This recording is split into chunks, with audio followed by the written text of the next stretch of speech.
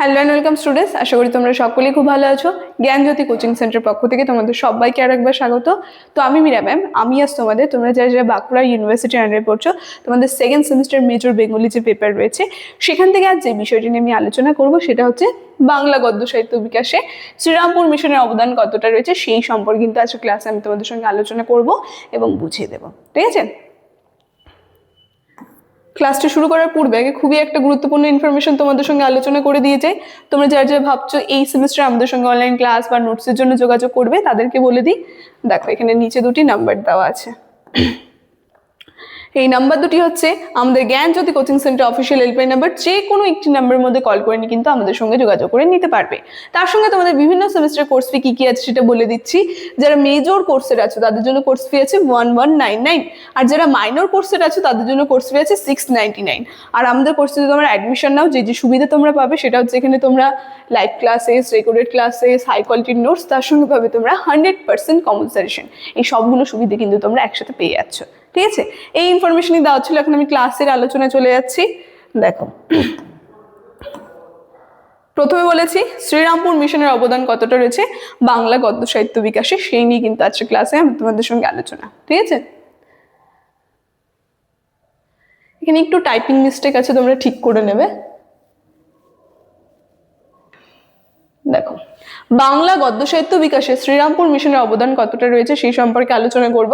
কি বলছে, 19 শতকের বাংলা সাহিত্যের ইতিহাসে গদ্য সাহিত্যের বিকাশে শ্রীরামপুর মিশনের অবদান বিশেষভাবে স্মরণীয়। তো আমরা যদি দেখি, বাংলা যে আধুনিক গদ্য সাহিত্য বা বাংলার আধুনিক সাহিত্য যে আর কি বিকাশ হতে শুরু করে দুটি প্রতিষ্ঠানকে কেন্দ্র করে, একটা হচ্ছে শ্রীরামপুর মিশন আর আরেকটি হচ্ছে ফোর্ট উইলিয়াম কলেজ।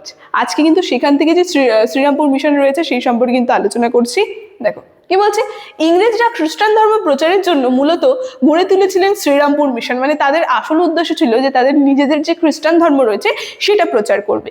কিন্তু আমরা দেখব এই প্রসঙ্গে দুজন মিশনারির নাম বিশেষভাবে স্মরণীয়। ঠিক আছে, যেখানে একজন রয়েছে উইলিয়াম কেরি, আরেকজন রয়েছে টমাস মার্সম্যান। এই দেশে খ্রিস্টান ধর্ম প্রচারের জন্য তারা নানা গদ্যগ্রন্থ অনুবাদেও নজর দিয়েছিলেন। ঠিক আছে, তাদের যে উদ্দেশ্য ছিল, যেই কারণে তারা বিভিন্ন যে গদ্যগ্রন্থ রয়েছে সেগুলোর কিন্তু সেদিকে রচনা দিয়ে কিন্তু তারা নজর দিয়েছিলেন। ফলে বাংলা গদ্যের বিকাশ অনেকখানি কিন্তু ত্বরান্বিত হয়েছিল। মিশনারিদের মনে হয়েছিল যে রামায়ণ, ঠিক আছে, মানে আমাদের এই দেশের যে বিভিন্ন গ্রন্থগুলো রয়েছে, ঠিক আছে, যেমন রামায়ণ, মহাভারত, তার পাশাপাশি বাইবেল সহজ ভাষায় অনুবাদ করে প্রচার করলে এদেশে খ্রিস্টান ধর্ম প্রচার সহজ হবে। মানে আমাদের যে এই দেশের বিভিন্ন সদ্গ্রন্থগুলো রয়েছে, ঠিক আছে, ধর্মগ্রন্থগুলো রয়েছে, সেগুলো প্রচার করলে তারা ভেবেছিল যেন এই মানে তাদের যে নিজেদের খ্রিস্টান ধর্ম সেটা প্রচার করা তাদের সুবিধা হবে। কিন্তু কি হয়েছিল, ফল হয়েছিল বিপরীত। যেখানে ধর্ম প্রচারে তারা উদ্যত হলেও বাংলা গদ্যের বিকাশ কিন্তু খুব সহজ হয়েছিল। ঠিক আছে, মানে তাদের যে নিজেদের আসল উদ্দেশ্য নিয়ে তারা এই প্রতিষ্ঠান গড়ে তুলেছিল, সেখান থেকে কিন্তু বাঙালি সমাজ যে রয়েছে তাদের কিন্তু উপকার হয়েছিল। এবং কি বলছে যে শ্রীরামপুর মিশন থেকে ধীরে ধীরে নানা গ্রন্থ অনুবাদ হতে শুরু করে, যেখানে পাঠ্যপুস্তক হিসেবে রামায়ণ, তারপরে মহাভারত, পাশাপাশি সংস্কৃত ব্যাকরণ ও অমর কোষের টিকা প্রকাশিত হতে থাকে।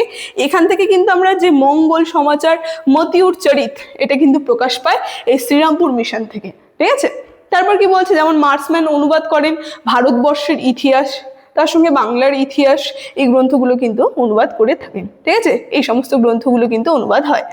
তারপর দেখো কি বলছে, যে ধর্মমতে তারা যাই হোক না কেন কেরি বিবিধ ভাষায় অভিজ্ঞ ছিলেন। মানে কেরি সাহেব যে ছিলেন, যেটাই তার ধর্ম হোক না কেন বিভিন্ন ভাষায় কিন্তু তিনি অভিজ্ঞ ছিলেন, যেগুলোর পরিচয় ফলে আমরা অনুবাদেও কিন্তু সেই অভিজ্ঞতার পরিচয় মানে প্রকাশ লক্ষ্য করতে পারবো। তবে ভাষার ক্ষেত্রে কিন্তু জড়তা আছে, মানে তিনি যে ভাষায় লিখছেন সেটার কিন্তু জড়তা আছে। তার কারণ হচ্ছে আজকের ভাষার সঙ্গে সেদিনের ভাষার কোনো মিল খুঁজে পাওয়া সম্ভব নয়। মানে সেটা ছিল যুগরুচির প্রভাব, সেটা কিন্তু বলতে পারো।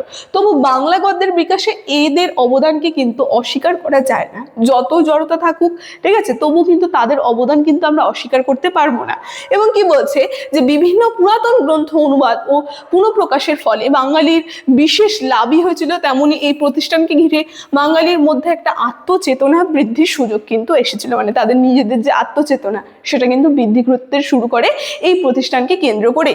এবং কি বলছে, তাই অসিত কুমার বন্দ্যোপাধ্যায় লিখেছেন যে কেরি সাহেব, এই বাইবেলি বাংলা এখন আমাদের কাছে যতই তুচ্ছ হোক না কেন, একদা এই প্রাতঃস্মরণীয় মিশনারিদের বাংলা তার সঙ্গে সংস্কৃত গ্রন্থাদি প্রচার করে বাঙালি জাতির যে উপকার হয়েছিল সেটা কিন্তু আমাদের ভুললে চলবে না।